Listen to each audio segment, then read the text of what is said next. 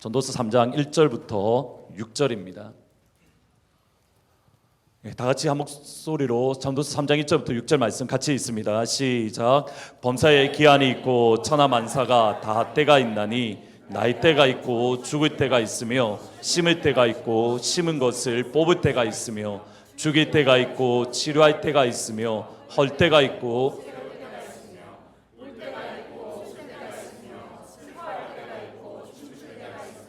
돌을 던져버릴 때가 있고 돈을 거둘 때가 있으며 안을 때가 있고 않는 일을 멀리할 때가 있으며 찾을 때가 있고 잃을 때가 있으며 지킬 때가 있고 버릴 때가 있으며 9절부터 11절 3절 말씀 더 있습니다. 시작. 일하는 자가 그의 수고로 말미암아 무슨 이익이 있으랴. 하나님이 인생들에게 노고를 주사 애쓰게 하신 것을 내가 보았노라.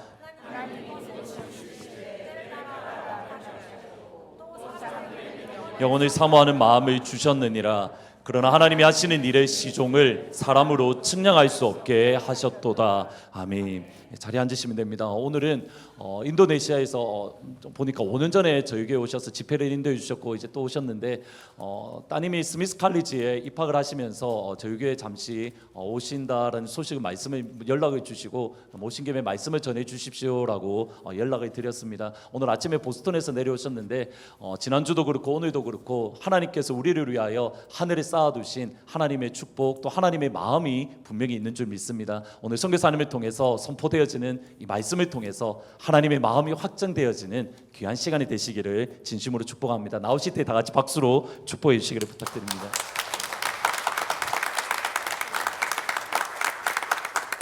홀링 안 생기게. 네, 안녕하세요. 네, 반갑습니다. 네, 예, 또 뵐 수 있어서 좋네요. 그런 것 같습니다. 우리가 만나는 시간을 우리가 정하는 것이 아닌 것 같아요. 그렇죠?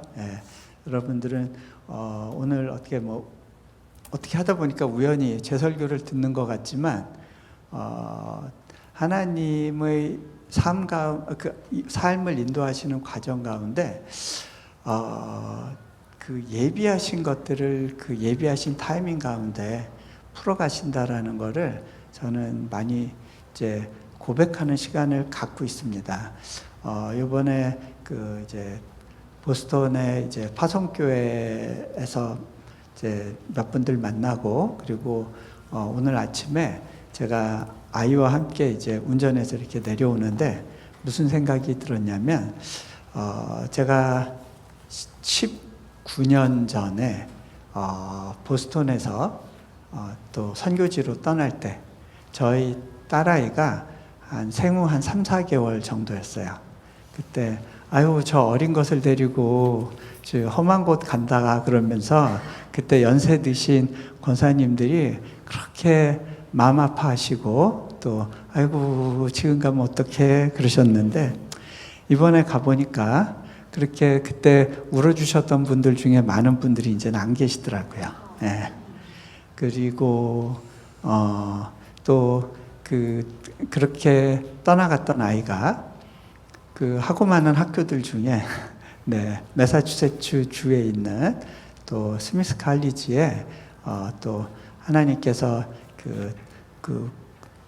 재정 걱정 없이 공부할 수 있도록 모든 세팅을 만들어 주셔서 아이가 또 그곳으로 공부하러 가게 됐는데 그렇구나. 떠날 때가 있고 또 다시 돌아올 때가 있구나. 그런 생각을 했습니다.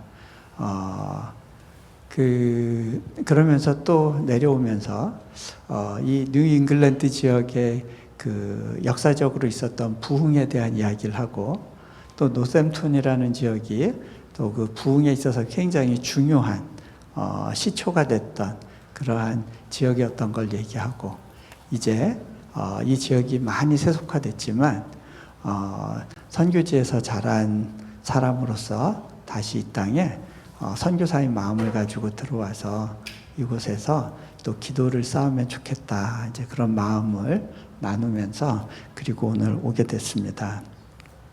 오늘 본문에 보면요. 범사에 기한이 있고 천하만사가 다 때가 있다라고 이야기합니다. 이 타이밍을 아는 것은 참 중요합니다. 그리고 그것은 또 하나님이 그 각자의 민족에게 주시는 어떤 특별한 또 어떤 지혜도 있는 것 같습니다.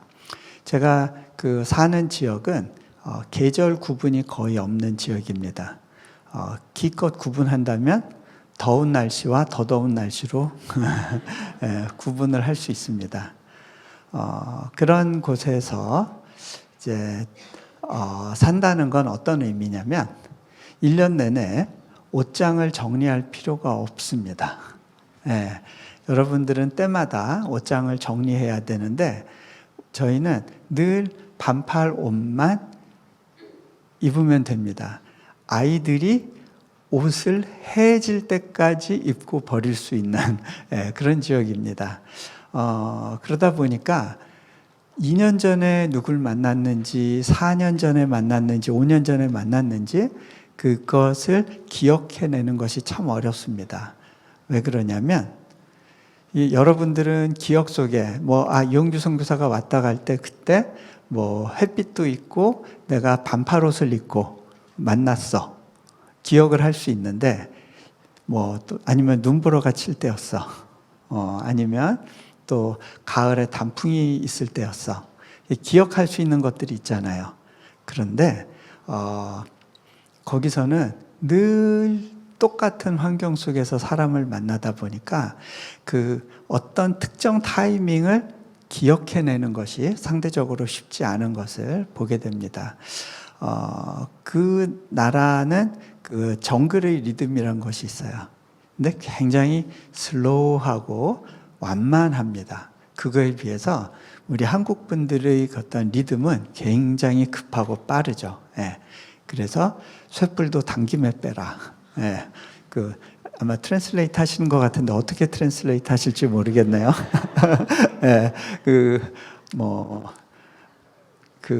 쇠도 달궜을 때 두들겨라. 물 들어왔을 때 노져라. 이런 속담들이 있습니다.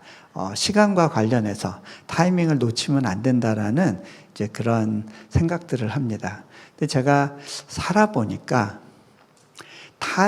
타이밍을 맞추는 것도 내가 해서 맞춰지지가 않아요. 하나님이 주시는 사인을 읽어야 됩니다. 그죠? 우리 인생 가운데 그런 순간들이 있습니다. 제가 그거를 좀 이렇게 특별하게 좀 마음속으로 느끼게 된 어떤 순간이 있었는데요. 발리라고 하는 섬이 인도네시아에 있습니다. 그곳에 이제 집회를 갔었을 때 제가 묵었던 호텔 앞이 그 유명한 이제 서핑으로 알려진 해변이었어요. 그런데 제가 그때 좀 제 인생에 좀 새로운 자극과 좀 이렇게 그런 모험에 대한 반응이 있으면 좋겠다 이런 생각을 하면서 그 야성을 키우면 좋겠다는 생각이 들어서 그냥 그 무작정 바다로 가서 이제 서핑을 배우려고 이제 신청을 했습니다. 처음에 서핑을 배우려면요, 마주오는 파도를 맞으면서 그 서핑보드를 들고 이제 앞으로 계속해서 전진하는 지리한 과정이 있습니다. 와, 이 집채만한 파도가 와서 제 얼굴을 덮칠 때, 내가 괜히 시작했나?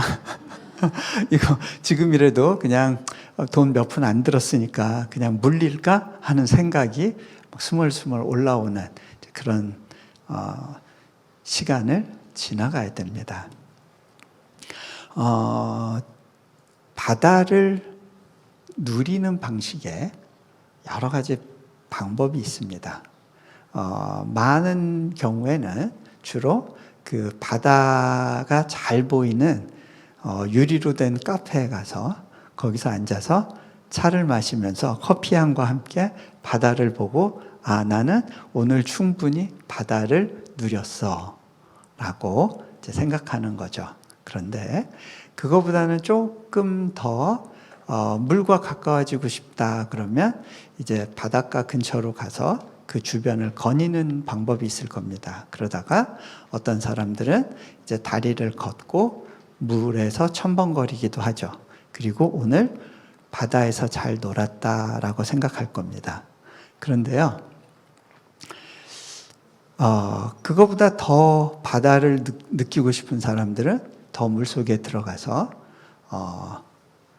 헤엄을 치든지 스노클링을 하든지 뭐 그렇게 할 수 있을 겁니다.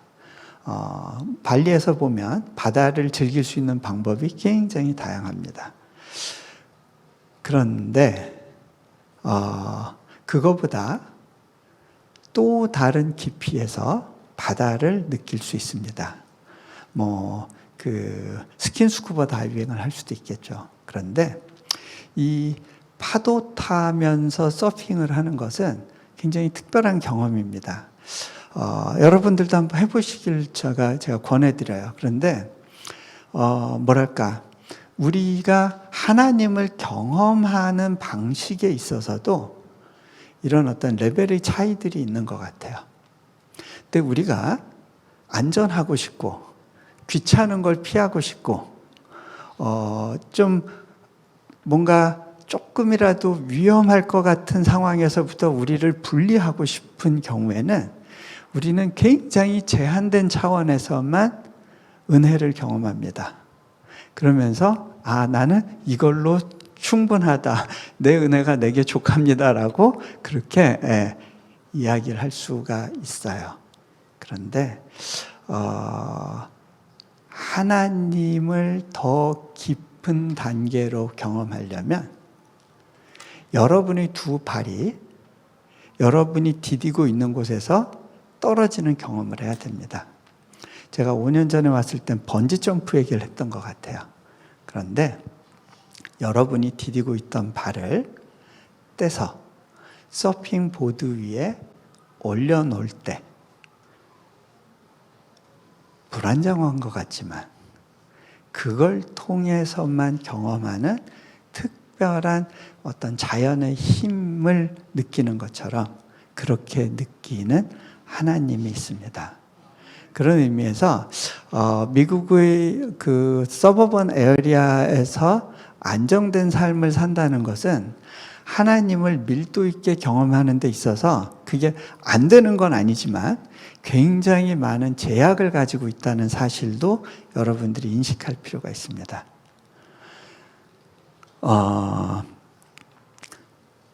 그 서핑 보드를 가지고 파도가 이는 그 험한 곳으로 들어가서 거기서 이제 보드 위에 몸을 맡기고 그 다음에 해야 되는 건 뭐냐면 다음에 들어오는 파도를 기다리는 겁니다. 이번엔 파도를 얼굴로 맞는 것이 아니라 뒤에서 파도를 맞을 준비를 합니다. 자, 그때 이제 강사가 이때입니다 하고 사인을 딱 주게 되면 거기서 그 보드 위에서 몸을 일으킵니다. 이 타이밍이 중요합니다. 너무 일찍 성급하게 올라타게 되면요, 파도가 그 서핑보드의 뒤를 치면서 이게 고꾸라질 수가 있습니다. 그러면 물을 먹는 거죠. 자, 그런데 또 파도가 있는데 꾸물꾸물하고 못 일어나고 있다 늦게 일어나면 어떻게 되죠? 파도는 지나갔어요. 혼자서 뻘쭘히 이 자세를 취하고 있는 겁니다. 예. 예. 아무 일도 일어나지 않습니다. 자, 그런데 바로 그 타이밍에 몸을 일으켰을 때 그 파도가 엄청난 힘으로 나를 밀어 올려서 쫙 한 곳으로 보냅니다. 그때의 스피드는 내가 스스로 헤엄치면서 느끼는 그때의 스피드하고는 차원이 다릅니다. 내가 믿음의 보드 위에 나의 인생을 맡기고 하나님이 당신의 힘으로 나를 이끌고 가시도록 내어 맡겼을 때, 그때 내가 만들어낼 수 없는 스피드를 경험하게 됩니다. 제가 선교지에서 경험한 건요, 제가 타이밍을 만들 수 없습니다. 제가 파도를 만들지 못합니다. 파도는 하나님이 만듭니다. 그런데 우리가 할 수 있는 것은 무엇이냐? 하나님께서 자, 지금이야 라고 말씀하실 때 파도가 있는 곳으로 가서 거기에서 그분의 손길을 기다리는 겁니다. 네. 제가 살아온 삶의 여정이 그랬던 것 같습니다. 하나님께서 떠나라 하시면 떠나고, 또 이곳으로 인도하신다 느끼면 또 그곳으로 가고, 그렇게 해서 제가 인도네시아에 들어간 지 11년간의 시간을 보냈습니다. 초기에 한 4, 5년 동안은 정말 아무것도 일어나지 않을 것 같은, 전혀 파도가 없는 환경 속에서 그저 언젠간 파도를 보내주실 거야 라는 그 믿음으로 기다려야 되는 그런 시간이었습니다. 도대체 하나님이 나를 이곳에 보내신 것이 맞나? 왜 그러냐면요, 저는 분명히 인도네시아 땅에 대학을 세우라는, 그리고 초중고등학교와 다양한 교육기관들을 그곳에 세워서 사역하라고 하는 부르심을 받았다고 생각하고 그곳으로 갔는데, 인도네시아는 세계 최대의 무슬림을 보유한 나라입니다. 물론 종교의 자유는 있지만 무슬림이 워낙 강한 그 압력을 행사할 수 있는 그러한 환경 속에 있었고, 외국인들에 대해서는 굉장히 배척적이고 거리를 두게 만드는 그러한 제도적인 장치들 때문에 외국인으로서 그곳에서 뭔가 기관을 세우고 사역할 수 있는 터전을 만든다는 것 자체가 불가능해 보였습니다. 제가 만난 그 어느 누구도 대학 사역에 대해서 이야기를 나눴을 때, 당신 정말 좋은 사역을 택했군요. 잘 할 수 있을 겁니다. 라고 이야기해 주는 분을 만날 수가 없었습니다. 모두가 다 이 사역이 가능할지에 대해서 고개를 갸웃하고, 글쎄요, 그게 과연 가능할지 모르겠어요. 라고 하는 그러한 답만 받았습니다. 그리고 제가 인도네시아의 상황을 배우고 나니까 그렇게 말하는 분들이 굉장히 정직하게 이야기를 해주시는 거라는 것도 알게 됐습니다. 미션 임파서블, 왜 이 사역으로 나를 보내시고, 재정을 주시거나 돕는 사람들을 붙여주시면서 그 일을 하게 하시는 것이 아니라 사방으로 모든 것이 막혀있는 환경 가운데 저를 그곳에 똑 떨어뜨려 놓으시고 그냥 기다리게 하시는 그 하나님의 방식이 그때는 좀 다 이해가 되지 않았습니다. 심지어는 이제 건강에 문제가 생겨서 선교지에서 철수해야 될 수도 있는 그런 위험한 순간들도 있었고, 또 그 이후에도 저희 집에 사역을 제대로 하려면 좀 이렇게 몸이 가벼워야 되는데, 인도네시아 갈 때 하나님이 저희 가정에 넷째도 주셨고, 여러 가지 면에서 뭔가를 하지 못하도록 하나님이 제 손발을 꽁꽁 묶고 계신다라는 그런 느낌을 받기도 했습니다. 근데 죄송합니다. 그런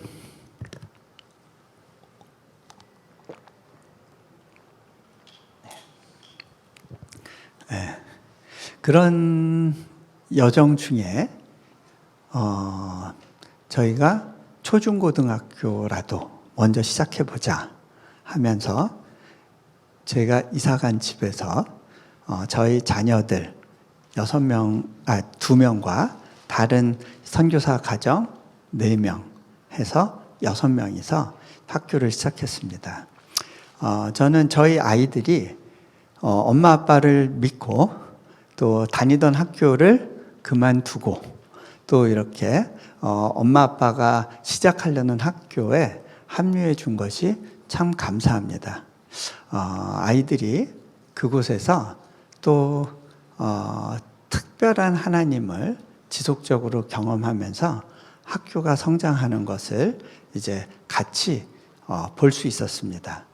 6명으로 시작했던 학교가 지금은 100여 명이 훌쩍 넘는 이제 그런 학교가 됐고, 거기에 다국적으로 여러 나라에서 온 아이들이 하나님을 만나고 경험하고, 또 때로는 무슬림 학생들이 들어와서 또 하나님을 경험하고 세례를 받고, 또 오티즘이 있던 아이들이 또 그런 증상에서부터 벗어나는 과정을 가고 있고, 또 그 외 많은 마음의 상처를 입었던 아이들이 회복되어지는 그런 일들이 일어나고 있습니다. 그거는 제가 하는 일은 아니에요. 말씀드렸듯이 제가 파도를 일으킬 수는 없습니다. 하나님이 파도를 예비하신 곳으로 부르실 때 그저 그곳에 가서 보드 위에 제 몸을 맡기는 것뿐입니다. 그 학교가 놀랍게도 정부에서 새로운 법안을 만들면서 영어로 하는 데다가 기독교 교육을 함에도 불구하고 정식 국가 공인 교육기관으로 이제 인정을 받을 수 있는 길들이 열렸죠.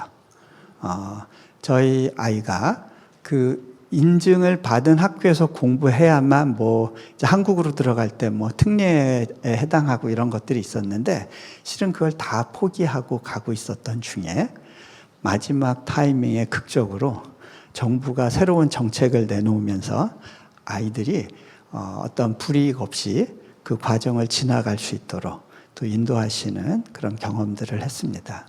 참 한 학교가 세워지기까지 수많은 그런 하나님의 개입하심이 필요했는데, 계속 정확한 타이밍에 하나님의 예비하심을 만나게 됩니다. 대학을 세우는 과정도 그랬어요. 저희가 첫 번째로 단과대학 허가를 받았을 때 저희 그 고등교육부에 국장으로 있는 분이 저희 학교를 찾아오셔서 그런 이야기를 했습니다. 당신들 이런 허가가 쉽지 않았다는 거는 아마 알 겁니다. 지난 10몇 년간 신규 대학 허가는 당신들이 첫 사례입니다. 그런데요, 그게 첫 사례인 거를 떠나서 외국계가 주도하는 학교가 허가를 받은 것은 인도네시아 건국 이후 첫 번째 사례입니다. 대학교로는. 네. 거기다가 저는 이 학교를 크리스찬을 교육하고 또 어떤 기독교 세계관에 입각해서 가르치는 세팅을 할 수 있을 거라는 기대를 안 했어요. 그런데 저희가 지금까지 2번 졸업생을 냈고, 이 학생들이 졸업식 때 자신의 삶이 어떻게 변했는지를 간증할 때 저희가 받은 깊은 은혜가 있었어요.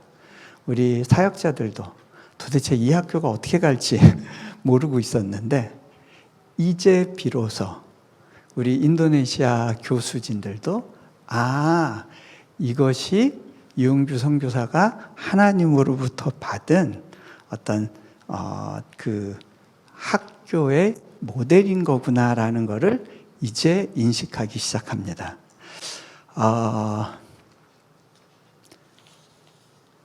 네, 그거는 제가 하는 일이 아닙니다. 제가 한 일은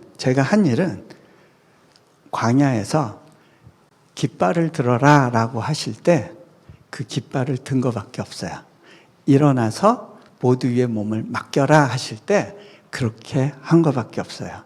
그런데 아무도 없을 줄 알았는데 그 깃발을 보고 내가 그 일을 위해서 헌신하고 싶었는데 라고 생각했던 굉장히 많은 하나님이 숨겨두신 분들을 만나게 돼요.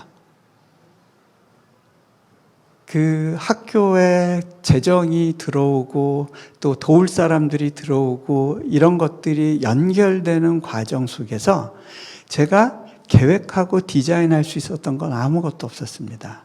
그런데 하나님의 타이밍에 그것들이 모여서 일하는 것을 보는 거죠.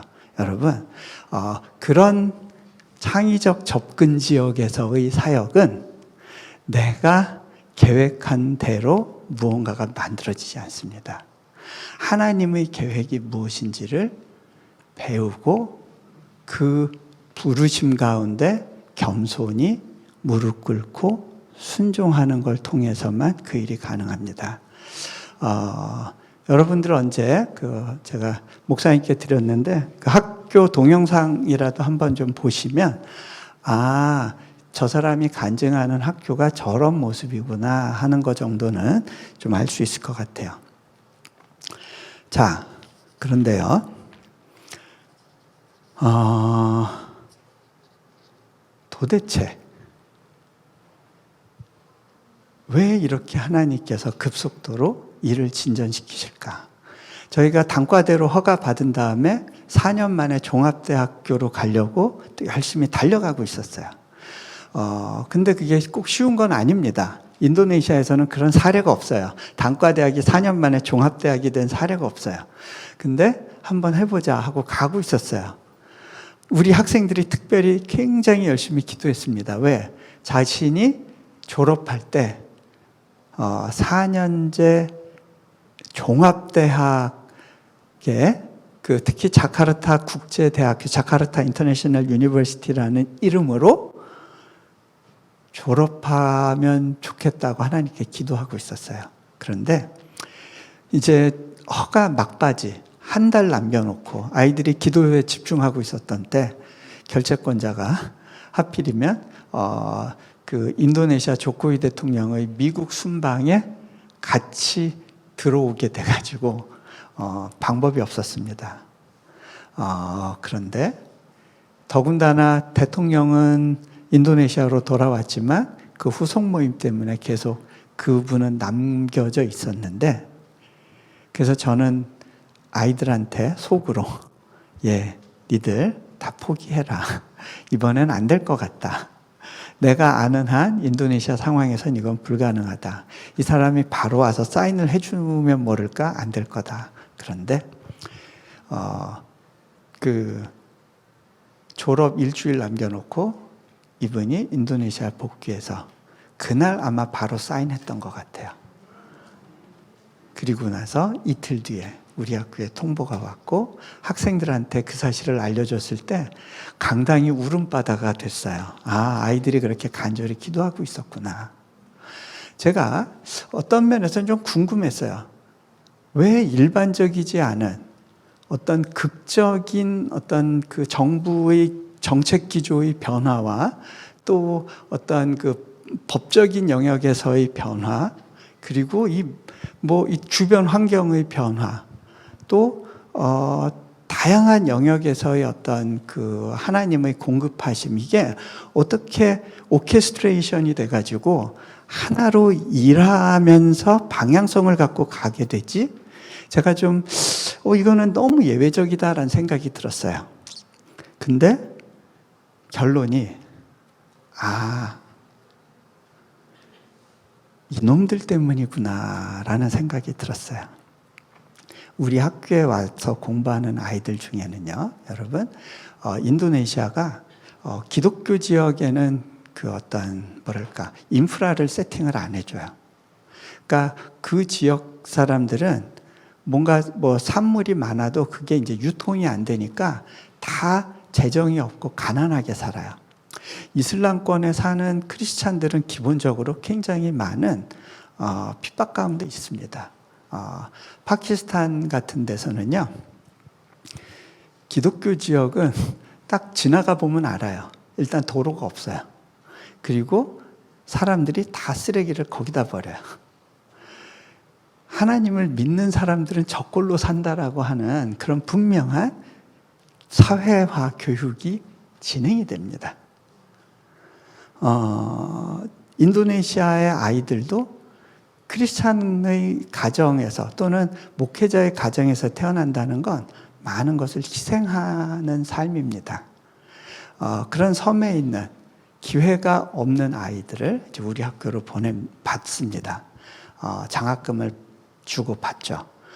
그런가 하면 난민으로 정말 오갈 데 없는 아이들에게 소망을 주기 위해서 저희 학교에 받습니다. 또 아프간이 이번에 탈레반 정권에 의해서 이제 넘어갔잖아요. 그리고 나서 핍박받는 여대생들이 있습니다. 그리고 여성 전문인들 중에 그 탈레반의 추격을 받는 사람들이 있습니다.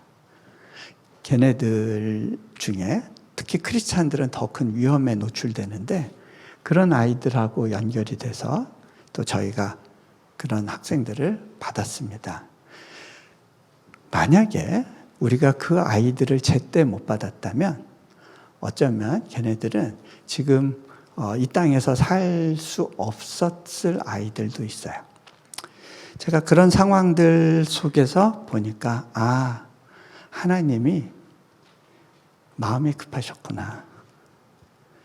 얘네들 공부시키려고, 얘네들 살리려고. 근데 그 하나님의 준비하신 타이밍이 언제였는지 제가 한번 그거가 탁 경험되어지는 어느 순간 확 소름이 돋은 적이 있었는데요. 실은 저희가 새로 이사간 집에서 제가 집을 나오면서 집을 보고 있었는데 집 모양이 갑자기 너무 익숙한 이 집, 이 모습 내가 전에 어디선가 봤는데 기억을 더듬어 보니까 제가 몽골 가서 초기 사역하던 중에 집을 구해야 되는 상황이 됐어요. 집을 놓고 기도하고 있었을 때 어떤 본 집 그림이 있었어요. 근데 그 집은 꼭 미국의 타운하우스 같았어요. 제가 보스턴에서 봤을 어떤 집 모양이었어요. 그 기와가 있고 2층 집에 어떤 그 단독주택 내지는 타운하우스 같은데 뭐 베이지색의 창문도 크고 막 이런 집이었는데 그 집을 보면서 이거 몽골에 없는 집인데 하나님 이 집 저 왜 보여주세요? 저 앞으로 평생 이제 렌트하면서 떠돌이 생활할 거에 대해서 위로 차원에서 너 천국 가서 살 집이다. 그냥 떠돌이 하더라도 그냥 잘 이해하고 지내라 라는 차원에서 보여주시는 건가? 그리고서 그때 뭐 그런 집이 몽골에는 없으니까 그냥 아파트밖에 없으니까 아파트 들어가서 살고 뭘 잘못 봤구나 하고 잊어버리고 있었는데 그때가 생각나면서 이 집하고 그 집이 촥 연결이 되는데 그때 순간적으로 이게 몇 년 전이야? 15, 16년 전. 지금 17년 전이네요. 그 생각을 하고 나니까 요 녀석들이 아장아장 걷고 있을 때 하나님은 이미 나의 인도네시아 사역을 준비하고 계셨구나.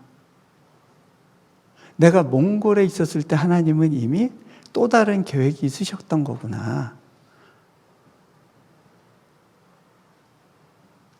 그 당시에는 이 단지가 개발되기도 전이었고 이 지역에 대한 개발 플랜도 없었을 때였는데 하나님은 이미 그때부터 우리 학교를 위한 어떤 계획을 갖고 계셨구나. 그렇다면 나의 몽골로의 부르심도 하나님이 그리고 계셨던 지금의 그림과 연결되어 있는 거였구나라고 하는 게 이해되기 시작했어요. 제가 여기 미국 들어오기 전에 한국에서 잠시 지금 비전 트립으로 나와 있는 우리 학교 학생들 5명과 우리 학생들을 호스트하는 교회 분들과 함께 숭실대에 잠깐 갔다가 거기 기독교 박물관을 같이 지나가게 됐어요. 근데 기독교 박물관에 한국에 온 최초의 선교사 언더우드, 아펜젤러, 그리고 닥터 알렌 이렇게 이름이 있었어요. 제가 그 앞을 지나가다가 저희 아이들한테 이야기했어요. 너 여기 아펜젤러라는 분이 계신데 이분이 조선에 처음으로 들어온 메소디스트 감리교 선교사야. 이분이 학교를 배제학당이라는 학교를 세웠는데 내가 그 학교 101회 졸업생이야. 101회 졸업할 때 도대체 하나님은 왜 나를 이 학교에서 101회로 졸업하게 하실까 궁금했던 적이 있었어. 그런데 지금 보니까 내가 내 학교를 세웠던 파운더가 했던 일을 지금 인도네시아에서 하고 있는 거더라. 우리 인생에 하나님의 예비하신 퍼즐이 있어요. 그죠? 네. 우리 인생이 먹고 사는 거 걱정하면서 정착하는 거에 몰두해서 살아가기에는 너무 아까운 거죠. 저희 학교에 들어온 특히 이제 아프간 난민 애들 중에 크리스찬이 된 아이들 우리 학교에서 공부하고 있는데 여러분의 대부분 자녀들은요 학교에 가는 것 자체가 부모에게 크게 선심 쓰는 행위일 거예요. 그렇죠? 네. 학원 가고 이런 거. 내가 덜어서 다녀준다 이런 거잖아요. 그런데 이 아이들에게는요. 저희가 고등학교 들어올 아이들 2명을 받았었는데 일주일 있다 코로나 때문에 결국 자기 집으로 돌아가야 됐어요. 그 아이를 케어해주는 선교사님이 저희한테 물어보세요. 얘네들 일주일 학교 있는 동안 무슨 일이 있었어요? 왜요? 얘들이 삶의 태도가 근본적으로 바뀌었어요. 새벽마다 일어나서 디보션을 하고 그 다음에 영어로 기도하려고 애를 쓰고 아이들이 천국을 갔다 오는 아이들 같아요. 여러분, 누군가에게는 공부할 수 있는 기회가 주어진다는 것조차 인생에 더할 수 없는 특별한 블레싱이 되는 사람들이 있어요. 우리 학교에 들어오기 위해서 쓰레기 마을에 있는 학교에서는요, 아이들이 80여 절 이상의 성경 구절을 외워요. 무슬림 아이들조차. 그렇게 공부할 기회가 주어지는 것조차 얘네들한테는 말할 수 없는 특권인 거예요. 우리 학생들 중에 아프간에서 온 애들, 이제 난민 생활을 했던 애들은 보통 1년 반에서 2년 정도는 길바닥에서 살았어요. 집을 구할 수가 없었으니까. 그러면 아이들이 굉장히 험할 것 같죠. 제가 그 아이들의 얼굴을 보면요, 고결함이 느껴져요. 저는 그런 고결함을 여기서 찾을 수 있을지, 자세히 보면 몇 명 찾을 수 있겠죠? 아이들이 기품이 있고 그 당당함이 있어요. 고귀함이 느껴져요. 제가 아이들한테 물어봐요. 니들 너무너무 고생하고 험한 생활을 한 아이들이잖아. 근데 내가 너희를 보는데 고생의 흔적이 없어. 상처받은 아이들처럼 보이지가 않아. 이유가 뭘까? 아이들이 예수님을 만나고 제 인생에 많은 것들이 바뀌었어요. 여러분, 누군가에게는 그 복음, 그 복음을 아는 것만으로 얼굴이 바뀌고 말하는 방식이 바뀌고 생각하는 방식이 바뀔 수 있다라는 것을 여러분이 아시면 좋겠어요. 그 중에 한 아이가 이제 잘생긴 남자아이인데 눈이 이렇게 좀 올라갔었어요. 애가 처음 왔을 때 되게 날카로웠어요. 좀 이제 말썽도 좀 피웠어요. 그런데 한 2년쯤 지나고 보니까 어느새 그 아이의 눈이 이렇게 처졌어요. 그리고 아이가 기도가 바뀌었어요. 아프간을 위해서 기도를 해요. 그리고 어느 때가 되면 내가 아프간의 복음화를 위해서 또 드려지길 바란다라는 기도를 해요. 여러분, 그런 기도가 나온다는 건요, 기적이에요. 여러분, 예수님 믿고 떠나온 한국에 대해서 그런 기도를 하셨어요? 네. 그들에게 있어서 복음은 너무 귀한 거예요. 인생의 의미가 송두리째 바뀌는 경험이에요. 근데요, 그 아이가 들어올 때 팔뚝에 문신을 새기고 있었어요. 네. 불공평, 한자로. 네. 그래서 근데 제가 볼 때 얘는 그렇게 문신할 자격이 있다는 생각이 있었어요. 왜냐하면 굉장히 유복한 가정에서 레슬링 선수가 되기 위해서 꿈을 꾸면서 올림픽 경기에 나가려고 매일 연습하고 준비하던 삶이 있었어요. 그런데 어느 날 영어를 잘해서 미국 대사관에 취직해서 통역을 하던 형이 탈레반에게 암살당해요. 그 집의 신분이 노출됐기 때문에 아이들의 안전을 걱정해서 가족들이 이 아이들 둘을 밀항선에 태워서 인도네시아로 난민으로 들여보낸 거예요. 이 아이들은 졸지에 부모를 떠나서 길거리에 나앉았고 아침에는 내가 뭘 해야 되지? 아침에 일어났는데 오늘 할 게 아무것도 없는 그런 삶을 6년 이상 살아야 됐어요. 그 아이를 이제 케어하던 중에 올 초에 카나다에 이민 허가가 났어요. 그러니까 갑작스럽게 그 카나다 정부가 제시한 스케줄에 따라서 격리가 들어가야 돼요. 그런데 얘가 그러니까 학교를 다닐 수 있는 시간이 이제 하루밖에 없다고 통보를 받으니까 애가 이제 급한 마음에 이제 또 저를 만나려고 찾아왔어요. 제가 그 아이한테 물어봤어요. 너 그 팔뚝에 쓴 불공평이라는 단어 아직도 유효하니?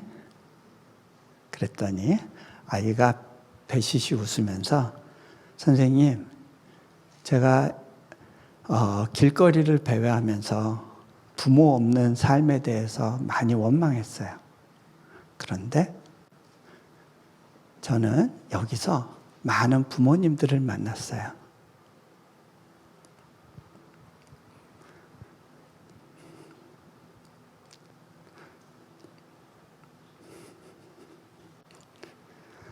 선생님도 그 중에 한 분이에요. 그런데 그때 제가 아이한테 한 가지 얘기를 했어요. 너 네 인생에서 진짜 불공평한 사실 하나 얘기해 줄까? 그건 말이야, 너같이 하찮은 인생하고 그 인생을 바꿔주시기 위해서 죄 없는 분이 자신의 삶을 포기하고 돌아가셔야 됐어. 그거보다 불공평한 일이 이 세상에 있겠니? 잘못은 네가 있는데 왜 그분이 죽어야 되니? 그리고 있잖아, 너 하나 학교 보내려고 하나님이 어마어마한 일을 하신 거야. 수많은 여기 선생님들이 자신의 삶의 방향성을 바꾸고 포기하고 이곳에 와서 너희들을 가르치는 일에 헌신해 줬어. 이것도 알고 보면 불공평한 일이야. 수많은 분들이 너희 학교를 위해서 재정적으로 헌신해 주셨어. 얼마나 낭비니? 거기다가 야, 카나다가 너한테 빚진 게 없는데 널 받아줬잖아. 그리고 내가 널 위해서 지금 특별하게 선물 하나 준비했는데 알고 보면 이것도 불공평한 거야. 네가 노력해서 얻은 대가가 아니잖아. 그런데 있잖아, 너의 인생은 이렇게도 불공평한 은혜에 기초한 삶이야. 여러분, 은혜는 불공평한 거야.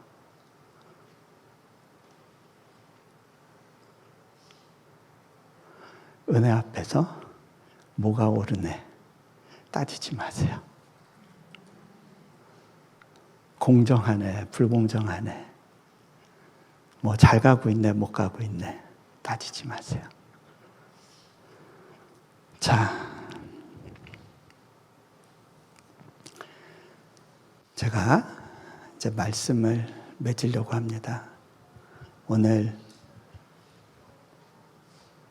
전도서의 말씀에 보면 정말 뭐가 반복되는 것 같습니다. 이런 때도 있고 저런 때도 있고 싸우는 때도 있고 다시 화해하는 때도 있고 사랑하는 때가 있고 미워하는 때가 있고 뭐가 계속 반복되는 것 같아요. 전도서 기자가 얘기합니다. 헛되고 헛되니 모든 것이 헛되도다. 그죠? 이 3장 1절 바로 앞에도 이 모든 것이 바람을 잡는 것 같아서 다 헛되대요. 근데요, 이 헛된 것처럼 반복되는 그 삶 속에서 하나님의 은혜가 발견될 때, 그 고비고비 올라갈 때든 내려갈 때든 그 타이밍마다 하나님이 예비하신 은혜를 만나고 보면 그 삶에 버릴 것이 없어지더라고요. 저도 사역지에서 여러 가지 뭐 관계 문제나 오해 문제로 이제 스트레스를 받을 때가 있었어요. 근데 저희 딸아이가 저를 관찰하다가 아빠 어떻게 이런 상황에서 버티는지 모른다고, 도대체 아빠는 왜 이 길을 가시는 거야? 아내한테 얘기를 한 적이 있었나 봐요. 아이한테 어떻게 설명해 줘야 될까 하고 있었는데 아내가 저한테 한번 물어보더라고요. 여보, 당신이 과거로 돌아가서 다시 똑같은 삶의 선택의 기회 속에 있을 때 어떤 삶을 선택했을 것 같아요?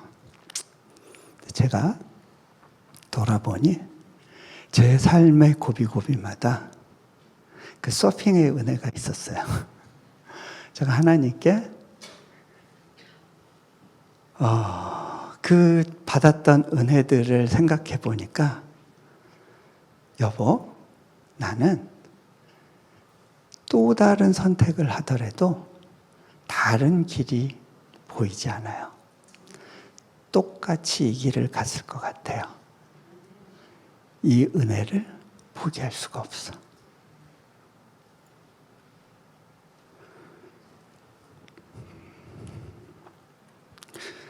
여러분 삶에서도 또 동일한 고백이 있기를 또 축복합니다. 같이 기도하죠.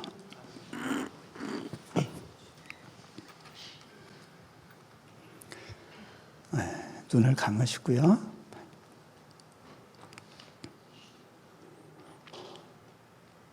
하나님의 그 불공평한 은혜, 때로는 그게 이해가 안 됩니다. 거기에 나를 맡긴다는 것 자체가 굉장히 불합리해 보입니다. 나는 내 방식대로 내 발을 내가 단단하다고 생각하는 땅 위에 두고 있는 것이 훨씬 안전하다고 생각합니다. 내 방식, 내 생각으로 판단하고 사는 거야. 그런데 하나님께서 지금이야 이때야 이 믿음의 보드 위에 너를 맡겨보렴. 보드가 흔들리고 불안정해 보이고 뿌리 없이 물 위에 떠 있는, 그래서 왠지 거기에 나를 맡기면 얼마 가지 못해서 물 먹을 것 같고, 근데 주님이 말씀하십니다. 괜찮아. 물 먹어도 돼. 얼마나 잘 타느냐가 중요한 게 아니야.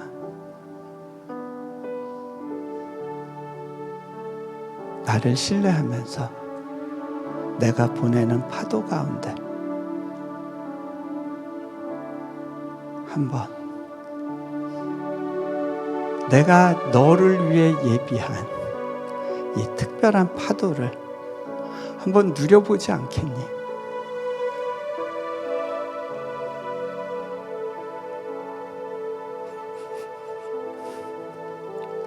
믿음의 반응을 한번 해보지 않겠니?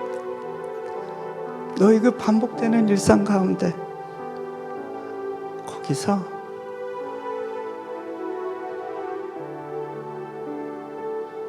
너희 그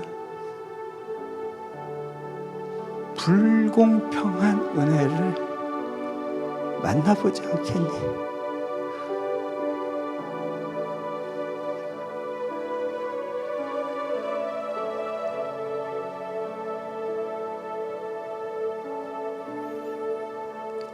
혹시 여러분이 하나님이 내게 허락해서 이끌어 가기를 원하시는 기회들을 낭비하고 있다고 느껴진다면 주님께서 파도를 일으키시는 그곳에 나를 한번 맡겨보겠습니다. 그리고 내가 때로는 보드 위에 일어서지 못할지라도 내 몸을 그 보드에 한번 맡겨보겠습니다. 고백했으면 좋겠습니다.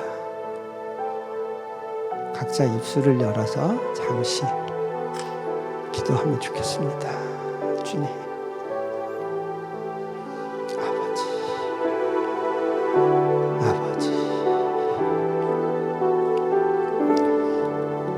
자, 마무리 기도합니다. 하나님, 감사합니다.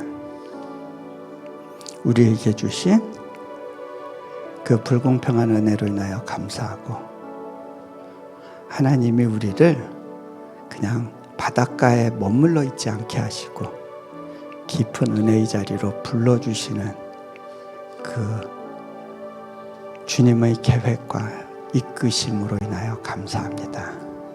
주님이 나를 위해 갖고 계신 그 계획이 그 주님의 타이밍에 일어나도록 주님